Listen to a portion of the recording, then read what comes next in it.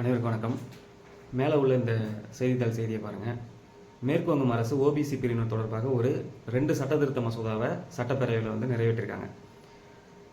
இது என்ன விஷயம் அப்படின்னு பார்த்தோம்னா, ஒரு 113 சமூக பிரிவினரை ஏற்கனவே சேர்த்திருப்பாங்க ஓபிசி பிரிவில். அது செல்லாதுன்னு சொல்லி கொல்கத்தா உயர்நீதிமன்றம் 2024 நீக்கம் செஞ்சுருப்பாங்க.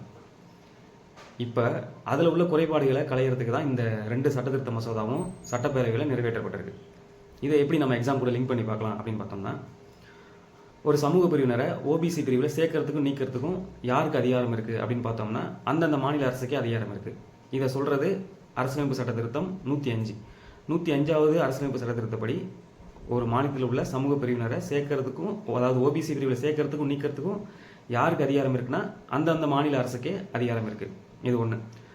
ரெண்டாவது விஷயம், சமூக ரீதியாகவும் கல்வி ரீதியாகவும் பின்தங்கியவர்களுக்கு ஒரு ஆணையத்தை அமைக்க குடியரசுத் தலைவருக்கு அதிகாரத்தை வழங்குறது விதி 340. தேசிய பிற்படுத்தப்பட்டோர் ஆணையம் இந்த விதி 340 மூலயமா தான் அமைக்கப்பட்டிருக்கு. மூணாவது விஷயம் பார்த்தோம்னா, இந்த தேசிய பிற்படுத்தப்பட்டோர் ஆணையத்திற்கு அரசியலமைப்பு அந்தஸ்து தர்றது எந்த விதின்னு பார்த்தோம்னா விதி 338B. இந்த 338B 102வது அரசியலமைப்பு திருத்த சட்டம் மூலமாக இந்திய அரசியலமைப்பில் சேர்க்கப்பட்டிருக்கும். நன்றி.